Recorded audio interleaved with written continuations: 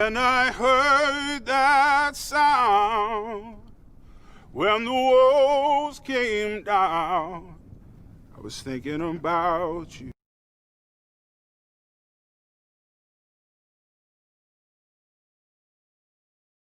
Vaporesso is introducing this unprecedented pod device. Cross, a customizable vape device that crosses the limits of a traditional pod system. First, cross the taste limit. Vapors' needs on taste vary. Cross adopts the well-developed mesh pods. Salut les vapotos.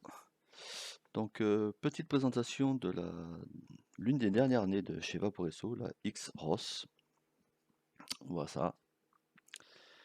Donc qu'est-ce qu'il peut y avoir d'innovant là-dedans? Bon, déjà sa taille. Voilà. Ça a une forme rectangulaire. Donc nous avons le petit bouton Fire. On va voir, il y a deux modes pour vaper, ce qui est assez sympathique. Et petite, on va dire, innovation, hein, c'est l'airflow à l'arrière du pod qui est réglable. Voilà, donc là c'est pour une vape très très serrée. Et puis plus on ouvre, plus on va faire une vape aérienne. Donc vite fait, la boîte, donc elle s'ouvre en poussant dessus. Dedans on y trouve tous les papiers, la garantie, manière de comment ça fonctionne. Un câble USB-C qui se recharge sur l'arrière de la box, pas sur le cul de la box. Et un pod, enfin une tête de pod supplémentaire. Voilà pour la boîte. On va ranger tout ça. Comme on a mode d'habitude, j'aime pas que les choses traînent. Donc ça c'est rangé. Parlons directement de l'X-Ross. Donc bon là c'est le modèle argenté, ou sliver comme vous voulez. Il existe je crois 6 couleurs, ils viennent d'en sortir une autre totalement pailletée, très très très flashy, très girly on va dire. Comment ça fonctionne? Donc la tête de pod s'enlève tout simplement, on tire dessus. À l'intérieur on va y trouver le pôle positif négatif, donc ça marche dans les deux sens, vous ne pouvez pas vous tromper. Quand vous mettez le pod, vous n'avez pas de risque de vous dire est-ce que j'ai bien mis le plus avec le plus, le moins avec le moins.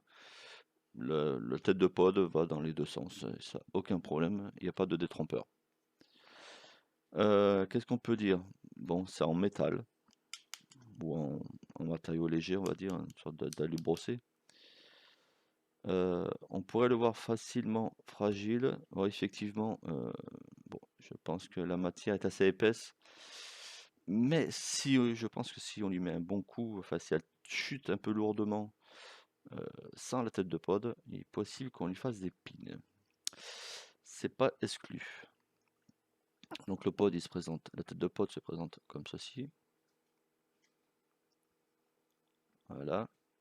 En termes de remplissage, donc on laisse le pod, la tête de pod sur le pod. La tête s'enlève, voilà, on pousse dessus, ça s'enlève. Voilà, donc on fait attention de ne pas la perdre. Le remplissage se fait par ici. Voilà, donc c'est pas un réservoir ressort, donc en fait on met juste la fiole, on la met bien dans le trou, on appuie et on remplit. Petite particularité s'il en est, ici nous avons un petit trou, c'est pour éviter qu'en fait ça vienne dégueuler à ce niveau-là. C'est on va dire une sorte de trou de pression, voilà, un petit trou de pression. Et si vous remplissez trop ici, bah, ça va dégueuler de là. Donc on remet la tête de pod, alors, on la clique bien, hein, parce que sinon elle fout le camp. Alors première petite critique s'il en est, bah, la tête de pod, voilà, la tête de pod, je trouve que c'est pas très pratique.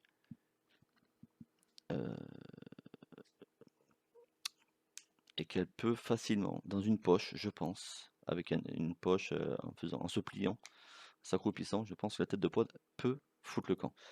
Je ne l'ai pas testé, mais quand même.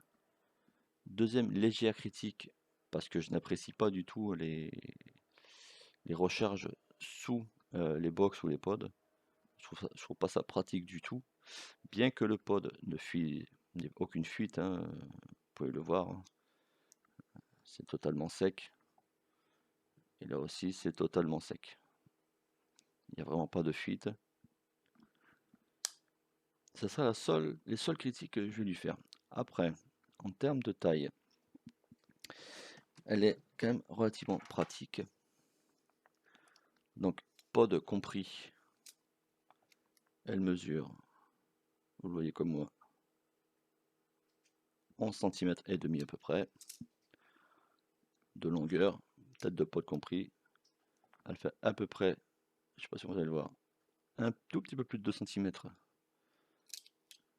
de largeur et elle fait 1,2 cm d'épaisseur. Donc c'est vraiment une taille très respectuelle.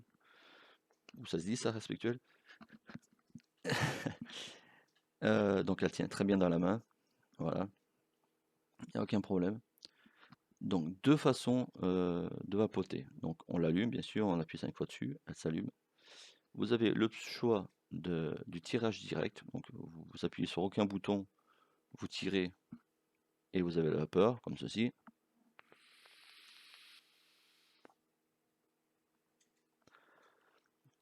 Ou vous avez l'option du bouton, c'est comme on veut. Donc on appuie sur le bouton et on vape. Personnellement, j'ai l'impression qu'on a plus de vapeur, plus de sensations en appuyant sur le bouton que en tirant directement dessus sans appuyer sur le fire. Petite particularité, donc on a dit tout à l'heure, c'est l'airflow qui est réglable. Voilà. Donc si on le met tout à fond, ben, on va arrêter sur du MTL très serré. Et plus on va ouvrir l'airflow derrière, plus on va injecter de l'air. Et plus votre vape sera aérienne, donc vous aurez moins tendance à tirer un peu comme un sauvage dessus. La finalité de ce petit pod X-Ross de chez Vaporesso, pour moi il arrive un peu en retard. J'aurais préféré que ce soit un pod qui sorte avant l'été, parce que c'est un pod qui a été très très pratique avant l'été. Bon, l'été se termine, l'année ne se termine pas non plus, mais voilà, c'est la petite critique que je vais faire. Sinon, très pratique, très léger. On va faire à peine 15 grammes. Ouais. Et puis, en termes de saveur, alors, surpris pour un pod, et la restitution des saveurs est juste au top. C'est vraiment, la restitution des saveurs, c'est vraiment un top. La prise USB-C, c'est aussi un top. Le petit manque à gagner, je pense que c'est la batterie. Car la batterie, on est sur du 800 mAh. Donc, pour les personnes qui ont tendance à toujours plus ou moins l'avoir à la bouche, vous allez assez vite la décharger. Donc, pour moi, c'est un pod de maison. Voilà, c'est un pod qu'on laisse à la maison, qu'on n'est pas loin de l'ordinateur quand on est dessus et qu'on maintient en charge. En termes de charge, la charge est une charge rapide, donc via l'USB-C, 45 minutes de charge. C'est assez rapide. Et si on la met en charge, on peut quand même vaper, ça n'empêche pas, malgré le câble qui est fourni, qui est trop court. Et ce que je reproche à beaucoup de fabricants, ils nous fournissent ces câbles, c'est merci, bravo. Maintenant, faites un câble qui fait au minimum 1 mètre. Parce que les câbles qui font 25 cm, ça sert à rien, quoi. C'est un câble qui sert à rien. Voilà, clairement. Voilà pour la X-Ross. Donc c'est un pod que je conseille bien évidemment sur le site de mon ami, donc levapotarium.com. Elle n'est pas encore arrivée en France. Elle devrait pas tarder, je pense. D'ici peut-être une dizaine ou une quinzaine de jours, elle sera disponible dans tous les bons shops de France. Voilà, sur ce, je vais vous souhaiter une bonne vape. Je m'en fais une.